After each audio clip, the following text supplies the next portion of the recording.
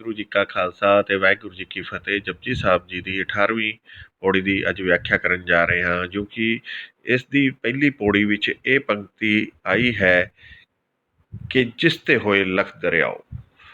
ਲੱਖਾਂ ਜ਼ਿੰਦਗੀਆਂ ਦੇ ਜੋ ਪ੍ਰਵਾਹ ਦਰਿਆ ਕਾਦਰ ਕਰੀਮ ਨੇ ਚਲਾ ਦਿੱਤੇ ਨੇ, ਇਸ ਦੇ ਵਿੱਚ ਕੁਝ ਦਰਿਆ ਤੇ ਬੜੇ ਨਿਰਮਲ ਨੇ, ਪਾਵਨ ਨੇ, ਪਵਿੱਤਰ ਨੇ, ਪਰ ਕੁਝ ਦਰਿਆ ਇਸ ਪ੍ਰਿਥਵੀ ਤੇ ਵਗ ਰਹੇ ਨੇ ਜੀਵਨ ਦੇ, ਜਿਵੇਂ ਗੰਦੇ ਨਾਲੇ ਹੁੰਦੇ ਨੇ, ਜਿਵੇਂ ਗੰਦਲਾ ਪਾਣੀ ਹੁੰਦਾ ਹੈ, ਬਦਬੂ। ਵਗਦੇ ਦਰਿਆ ਵੀ ਪਏ ਨੇ, ਵਗਦੇ ਗੰਦੇ ਨਾਲੇ ਵੀ ਪਏ ਨੇ। ਦਰਿਆ ਦੇ ਵਿੱਚ ਆਖਿਰ ਪਾਣੀ ਹੈ ਔਰ ਨਾਲੇ ਦੇ ਵਿੱਚ ਵੀ ਆਖਿਰ ਪਾਣੀ ਹੀ ਹੈ। ਇੱਕ ਦੇ ਕੋਲ ਬੈਠੀਏ ਸੜਾਂਦ ਤੇ ਨਰਕ ਦਾ ਤਸੱਵੁਰ ਮਿਲਦਾ ਹੈ, ਇੱਕ ਦੇ ਕੋਲ ਬੈਠੀਏ ਚੈਨ, ਸਕੂਨ, ਸ਼ਾਂਤੀ ਤੇ ਸਵਰਗ ਦੀ ਦੁਨੀਆ ਖਿੜਦੀ ਹੈ। ਹੂ ਇਸੇ ਤਰ੍ਹਾਂ ਦੇ ਜੀਵਨ ਦੇ ਦੋ ਦਰਿਆਵਾਂ ਦਾ ਗੁਰੂ ਨਾਨਕ ਜੀ ਮਹਾਰਾਜ ਨੇ ਜ਼ਿਕਰ ਕੀਤਾ ਹੈ। ਵਿਚਾਰਾਂ ਦੀ ਪਹਿਲੀ ਪੌੜੀ ਵਿੱਚ ਇਹ ਪੰਕਤੀ ਹੈ ਕਿ ਜਿਸ ਤੇ ਹੋਏ ਲੱਖ ਦਰਿਆਓ, ਤੇ ਉਹਨਾਂ ਲੱਖਾਂ ਦਰਿਆਵਾਂ ਵਿੱਚ ਇਹ ਉਹ ਦਰਿਆ ਜਿਸ ਦੇ ਵਿੱਚ ਜਪੀ ਨੇ, ਤਪੀ ਨੇ, ਦਾਨੀ ਨੇ, ਗਿਆਨੀ ਨੇ, ਨਿਰਮਲ ਧਾਰਾ ਵਗ ਰਹੀ ਹੈ, ਪਾਵਨ ਧਾਰਾ ਵਗ ਰਹੀ ਹੈ, ਪਰ ਦੂਜੇ ਵਗ ਰਹੇ ਨੇ ਗੰਦੇ ਨਾਲੇ। ਉਹਨਾਂ ਦੇ ਵਿੱਚ ਇਹ ਸਭ ਤੋਂ ਸਿਰਮੌਰ ਹੈ ਅਸੰਖ ਮੂਰਖ ਅੰਧਕੋਰ। ਅਨੰਤ ਨੇ ਐਸੇ ਜੋ ਗਿਣਤੀ ਤੋਂ ਪਰੇ ਨੇ, ਮੂਰਖ ਨੇ, ਇਹਨਾਂ ਦੀ ਗਿਣਤੀ ਹੀ ਨਹੀਂ ਹੋ ਸਕਦੀ। ਮੂਰਖ ਦੇ ਅੱਖਰੀ ਅਰਥ ਨੇ ਜੋ ਮੂੰਹ ਰੱਖ ਕੇ ਗੱਲ ਕਰੇ, ਇਹ ਐਸਾ ਹੋਵੇ ਕਿ ਅਗਲੇ ਦਾ ਮੂੰਹ ਰੱਖ ਕੇ ਗੱਲ ਕਰੇ, ਜਾਂ ਜਿਸ ਨੇ ਬੋਲਣ ਲੱਗਿਆ ਮੂੰਹ ਹੀ ਅੱਗੇ ਰੱਖਿਆ ਹੈ, ਦਿਮਾਗ ਅੱਗੇ ਨਹੀਂ ਰੱਖਿਆ, ਵਿਚਾਰ ਅੱਗੇ ਨਹੀਂ ਰੱਖੀ, ਬਸ ਮੂੰਹ ਹੀ ਅੱਗੇ ਰੱਖਿਆ ਹੈ। ਕਿਸੇ ਦਾ ਮੂੰਹ ਰੱਖ ਕੇ ਚੁੱਪ ਕਰ ਜਾਣਾ, ਕਿਸੇ ਦਾ ਮੂੰਹ ਰੱਖ ਕੇ ਬੋਲ ਪੈਣਾ, ਔਰ ਬੋਲਣ ਵੇਲੇ ਹਰ ਵਾਰੀ ਮੂੰਹ ਹੀ ਅੱਗੇ ਰੱਖਿਆ ਹੈ। ਜਿਵੇਂ ਬੰਦਾ ਖਾਣ ਲੱਗਿਆ ਮੂੰਹ ਹੀ ਅੱਗੇ ਰੱਖਿਆ ਹੈ, ਵਿਚਾਰ ਨਹੀਂ। ਇਸੇ ਤਰ੍ਹਾਂ ਦੇ ਮਨੁੱਖ ਨੂੰ ਕਹਿੰਦੇ ਨੇ ਮੂਰਖ, ਤੇ ਸਾਹਿਬ ਕਹਿੰਦੇ ਨੇ ਗਿਣੇ ਵੀ ਨਹੀਂ ਜਾ ਸਕਦੇ, ਅਨੰਤ ਨੇ, ਬੇਸ਼ੁਮਾਰ ਨੇ। ਫਿਰ ਅੰਧਕੋਰ, ਅਸੰਖ ਮੂਰਖ ਅੰਧਕੋਰ ਜਿਹੜਾ ਕਿਹਾ ਹੈ, ਜੈਸੇ ਮੱਸਿਆ ਦੀ ਰਾਤ ਦਾ ਕੁੱਪ ਹਨੇਰਾ, ਜਿਹਦੇ ਵਿੱਚ ਮਨੁੱਖ ਨੂੰ ਆਪਣਾ ਹੱਥ ਵੀ ਨਹੀਂ ਦਿਖਾਈ ਦਿੰਦਾ। ਹੂ ਬਹੂ ਕਈ ਜੀਵਨ ਐਸੇ ਨੇ ਜੋ ਅੰਧਕੋਰ ਦੇ ਵਿੱਚ ਬਤੀਤ ਹੁੰਦੇ ਨੇ, ਮੱਸਿਆ ਦੀ ਰਾਤ ਦੀ ਤਰ੍ਹਾਂ ਨੇ, ਬਿਲਕੁਲ ਅੰਧੇਰਾ, ਰੋਸ਼ਨੀ ਨਾਲੋਂ ਸੰਬੰਧ ਹੀ ਤੋੜ ਬੈਠੇ ਨੇ। ਜੈਸੇ ਉੱਲੂ ਦਾ ਰੋਸ਼ਨੀ ਨਾਲੋਂ ਕੋਈ ਸੰਬੰਧ ਹੀ ਨਹੀਂ ਹੈ, ਜੈਸੇ ਚਮਗਾਦੜ ਦਾ ਰੋਸ਼ਨੀ ਨਾਲ ਕੋਈ ਰਿਸ਼ਤਾ ਹੀ ਨਹੀਂ ਹੈ, ਅੰਧੇਰੇ ਨਾਲ ਹੀ ਰਿਸ਼ਤਾ ਜੋੜਿਆ ਹੋਇਆ ਹੈ। ਇਸ ਤਰੀਕੇ ਦੇ ਅੰਧਕੋਰ ਦੀ ਜ਼ਿੰਦਗੀ ਬਤੀਤ ਕਰਨ ਵਾਲੇ ਵੀ ਬਹੁਤੇ ਨੇ। ਜਿਵੇਂ ਸਤਿਗੁਰੂ ਗੁਰੂ ਨਾਨਕ ਦੇਵ ਜੀ ਕਹਿੰਦੇ ਨੇ, ਸੰਪਤ ਦੋਲ ਝੋਲ ਸੰਗ ਝੂਲਤ, ਮਾਇਆ ਮਗਨ ਪ੍ਰਮਤ ਕੁਗਨਾ। ਜੈਸੇ ਕੁਗਣਾ ਉੱਲੂ ਅੰਧਕਾਰ ਵਿੱਚ ਭਟਕਦਾ ਹੈ, ਹੂ ਬਹੂ ਕਈ ਮਨੁੱਖ ਅਗਿਆਨਤਾ ਦੇ ਅੰਧਕਾਰ ਵਿੱਚ ਭਟਕਦੇ ਨੇ। ਇਸ ਤਰ੍ਹਾਂ ਦੇ ਮਨੁੱਖਾਂ ਵਾਸਤੇ ਚਾਹੇ ਕਿੰਨੇ ਹੀ ਸੂਰਜ ਚੜ੍ਹਨ, ਬੇਮੈਨੀ ਨੇ। ਜੈਸੇ ਉੱਲੂ ਵਾਸਤੇ ਇੱਕ ਸੂਰਜ ਨਹੀਂ, ਬੇਸ਼ੁਮਾਰ ਪ੍ਰਕਾਸ਼ ਹੋਣ ਕੀ ਮਾਇਨੇ ਰੱਖਦਾ ਹੈ। ਅੰਧਕਾਰ ਤੇ ਬਣਾ ਰਹੇਗਾ, ਘੁੱਪ ਹਨੇਰਾ ਤੇ ਬਣਿਆ ਹੀ ਰਹੇਗਾ। ਈਰਾਨ ਦੇ ਪ੍ਰਸਿੱਧ ਸੰਤ ਸ਼ੇਖ ਸ਼ਾਦੀ ਸਾਹਿਬ ਦਾ ਕਹਿਣਾ ਹੈ, ਦੁਨੀਆ ਦੇ ਤਮਾਮ ਆਲਮਾਂ ਦੀ ਨਸੀਹਤ ਮੂਰਖਾਂ ਵਾਸਤੇ ਐਸੀ ਹੈ ਜੈਸੇ ਛੰਨੀ ਵਿੱਚ ਪਾਣੀ, ਪਿੰਜਰੇ ਵਿੱਚ ਹਵਾ। ਪਿੰਜਰੇ ਵਿੱਚ ਹਵਾ ਕੈਦ ਨਹੀਂ ਕੀਤੀ ਜਾ ਸਕਦੀ, ਛੰਨੀ ਵਿੱਚ ਪਾਣੀ ਨਹੀਂ ਰੱਖਿਆ ਜਾ ਸਕਦਾ। ਦੁਨੀਆ ਭਰ ਦੇ ਤਮਾਮ ਆਲਮਾਂ ਦੀ ਨਸੀਹਤ ਮੂਰਖ ਦੇ ਅੰਦਰ ਟਿਕ ਨਹੀਂ ਸਕਦੀ, ਕਿਉਂਕਿ ਉਹਦਾ ਹਿਰਦਾ ਛੰਨੀ ਹੈ। ਉਹਨਾਂ ਨੂੰ ਜਿੰਨੀ ਮਰਜ਼ੀ ਨਸੀਹਤ ਦੇ ਦਿਓ, ਉਹਨਾਂ ਦੇ ਅੰਦਰ ਟਿਕਦੀ ਨਹੀਂ।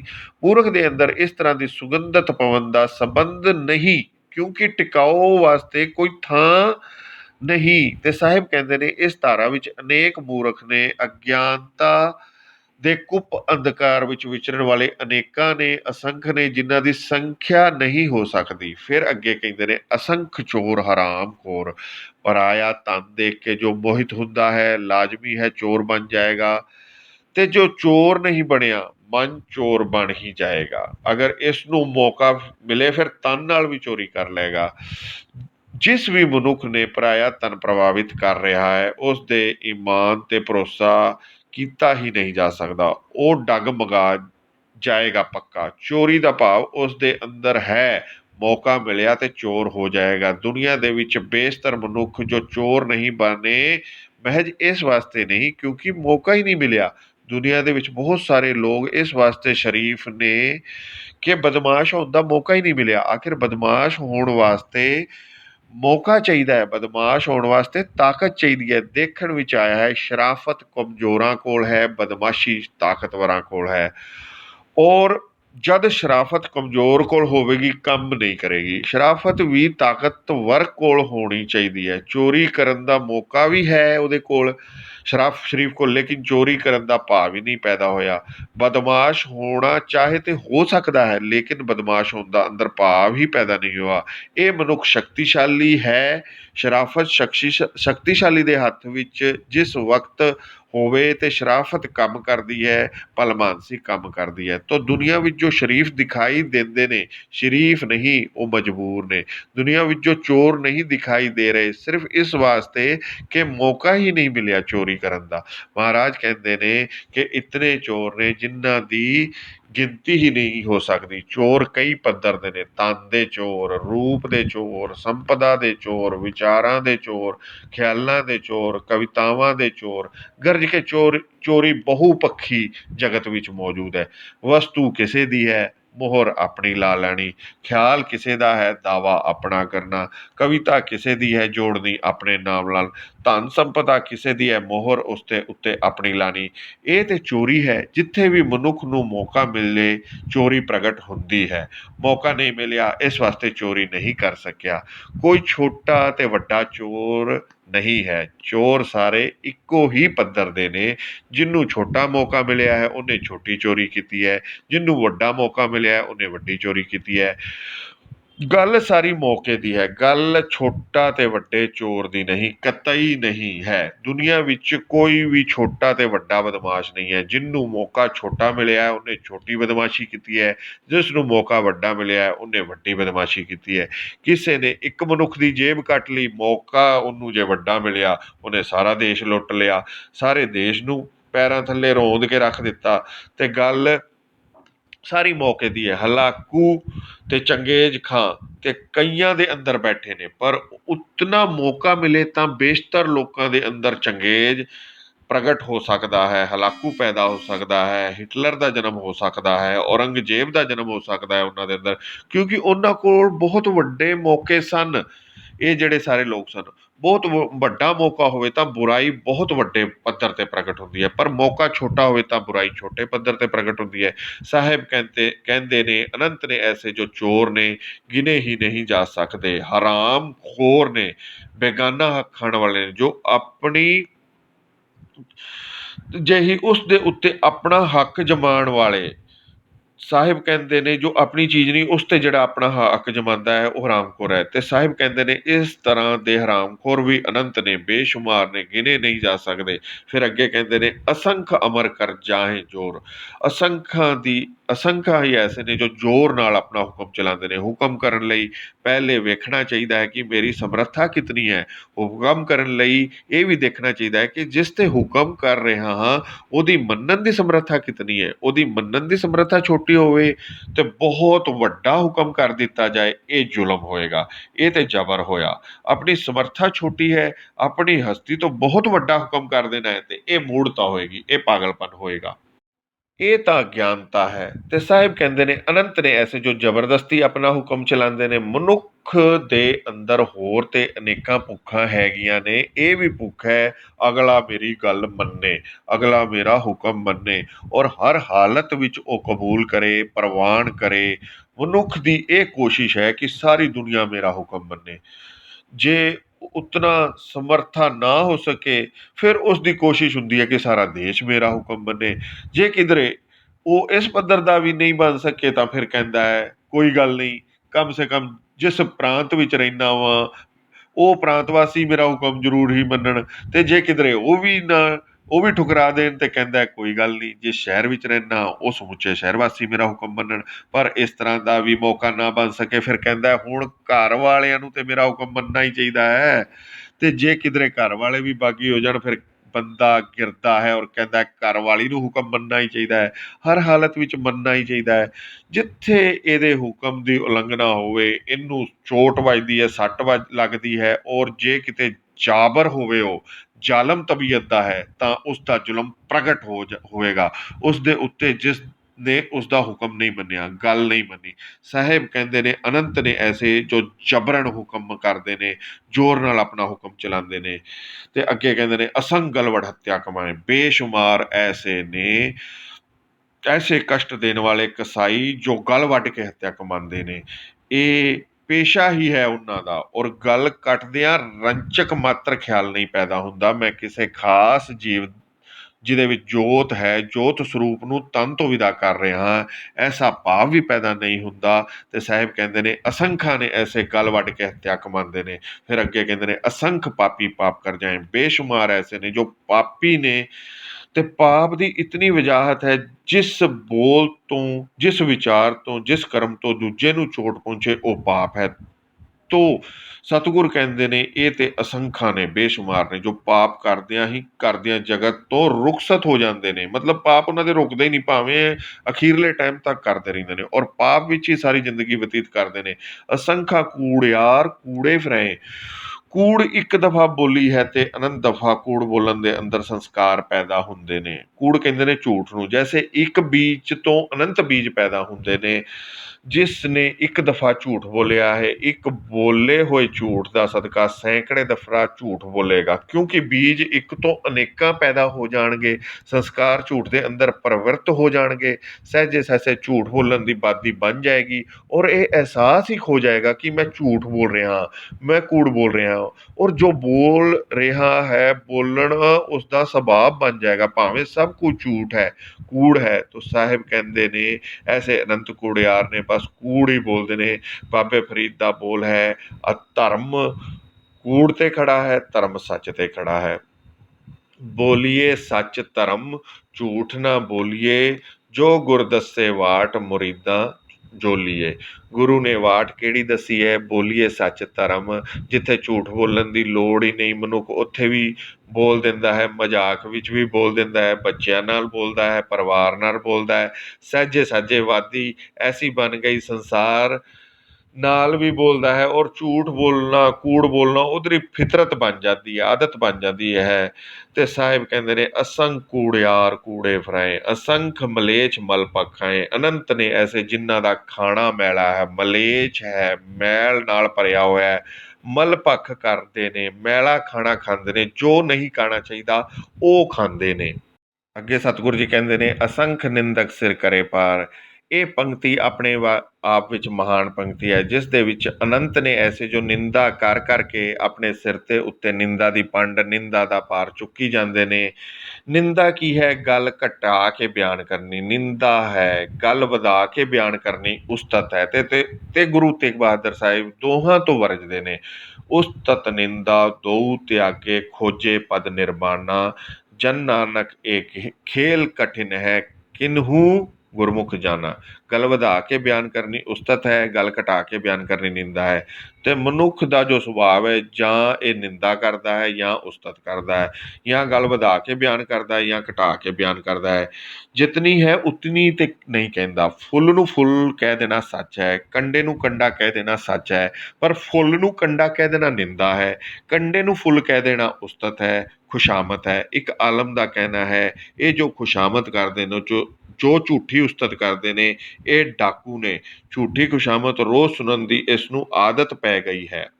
ਆਪਣੀ ਝੂਠੀ ਉਪਮਾ ਸੁਣਨ ਦੀ ਜਿਸ ਨੂੰ ਆਦਤ ਪੈ ਗਈ ਹੈ, ਉਹ ਆਪਣੇ ਅਵਗੁਣ ਦੇ ਸੰਬੰਧ ਵਿੱਚ ਸੁਣ ਹੀ ਨਹੀਂ ਸਕੇਗਾ। ਆਦਤ ਹੀ ਖਤਮ ਹੋ ਜਾਏਗੀ ਕਿ ਉਹ ਆਪਣੇ ਅਵਗੁਣ ਦੇ ਸੰਬੰਧ ਵਿੱਚ ਸੁਣ ਸਕੇ।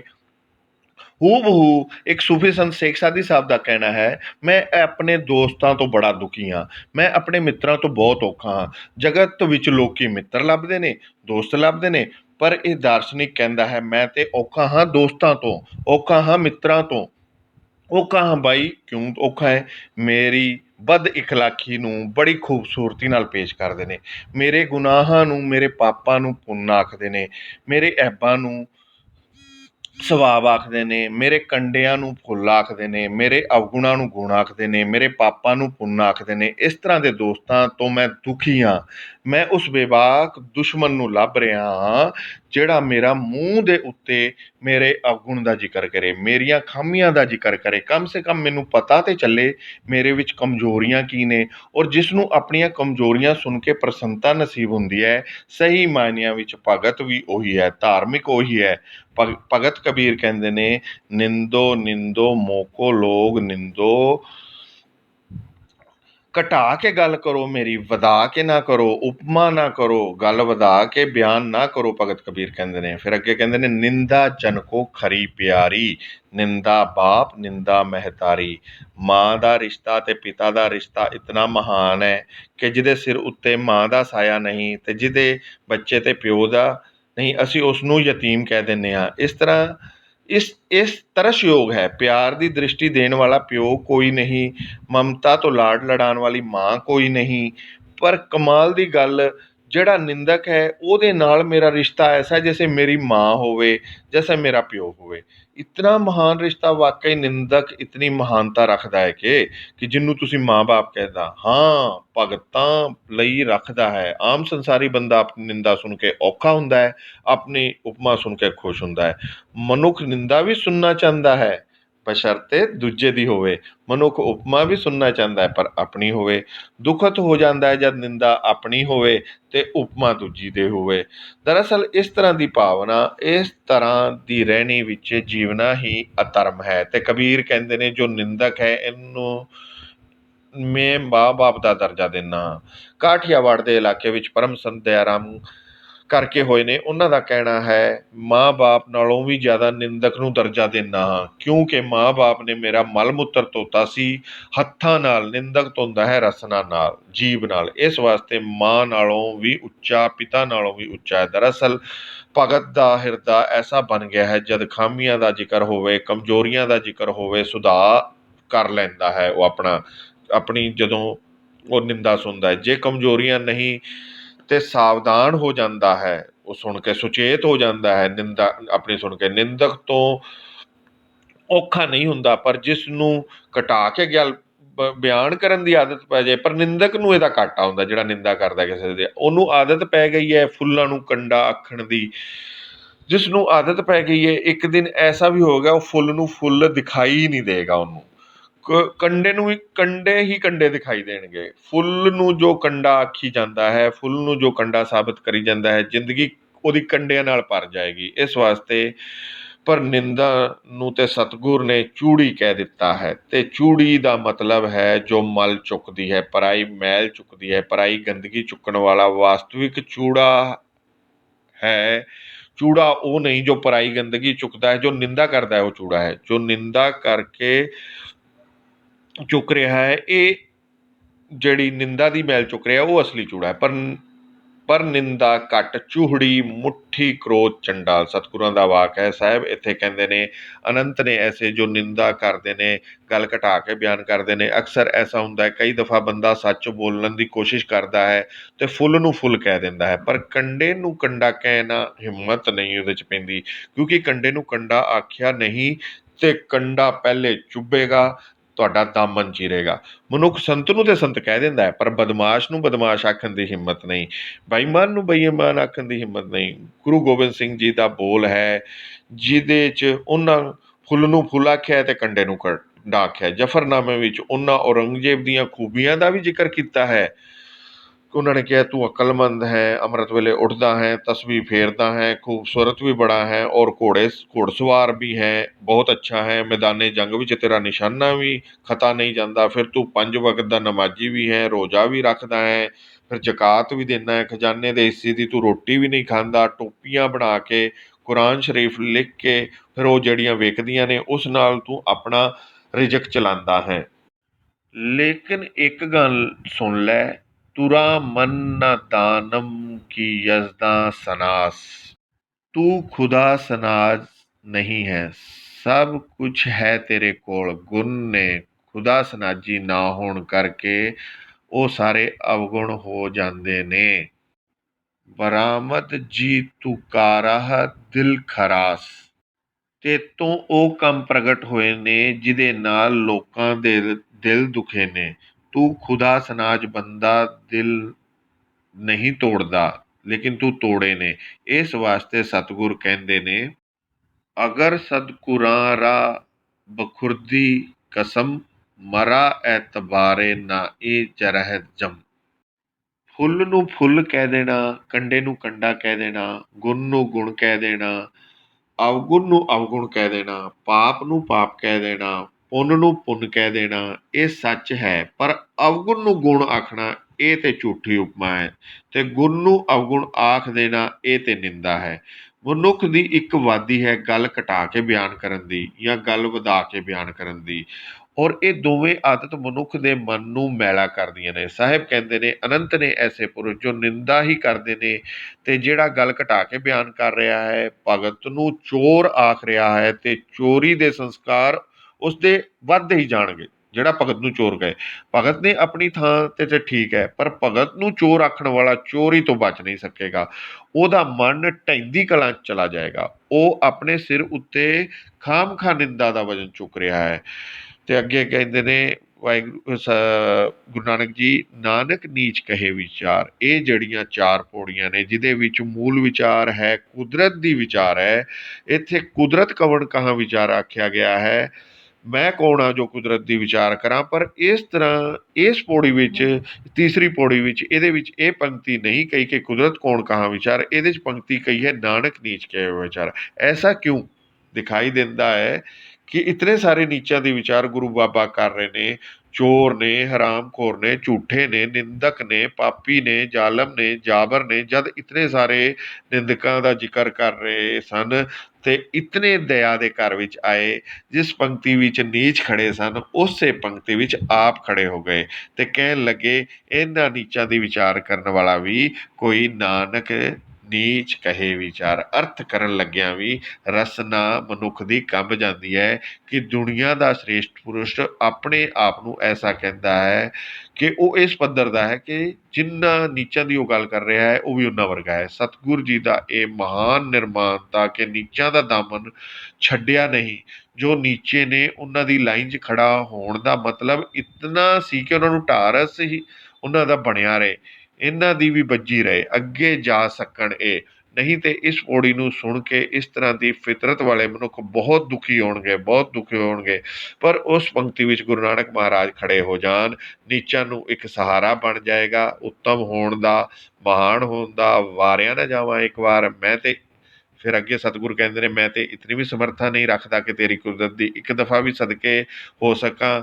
ਜੋ ਤੁਧ ਭਾਵੇ ਸਾਈ ਭਲੀਕਾਰ। ਜੋ ਤੈਨੂੰ ਭਾਵਦਾ ਹੈ ਉਹੀ ਕੰਮ ਭਲਾ ਹੈ, ਉਹੀ ਕਾਰ ਠੀਕ ਹੈ। ਤੂੰ ਸਦਾ ਸਲਾਮਤ ਨਿਰੰਕਾਰ, ਤੂੰ ਹਮੇਸ਼ਾ ਰਹਿਣ ਵਾਲਾ ਹੈ, ਨਿਰੰਕਾਰ ਹੈ, ਤੂੰ ਆਕਾਰ ਤੋਂ ਰਹਿਤ ਹੈ। ਤੇ ਇਹ ਸੀ ਜੀ 18ਵੀਂ ਪੌੜੀ ਦੀ ਵਿਆਖਿਆ। असंख मूर्ख अंध कोर, असंख चोर हराम खोर, असंख अमर कर जाए जोर, असंख गलवड़ हत्या कमाए, असंख पापी पाप कर जाए, असंख कूड़ियार कूड़े फिराएं, असंख मलेच मलपक खाएं, असंख निंदक सिर करे पार, नानक नीच कहे विचार। वारिया न जावा एक बार, जो तुद पावे साई पलिकार, तू सदा सलामत निरंकार। वाहिगुरू जी का खालसा ते वाहिगुरू जी की फतेह।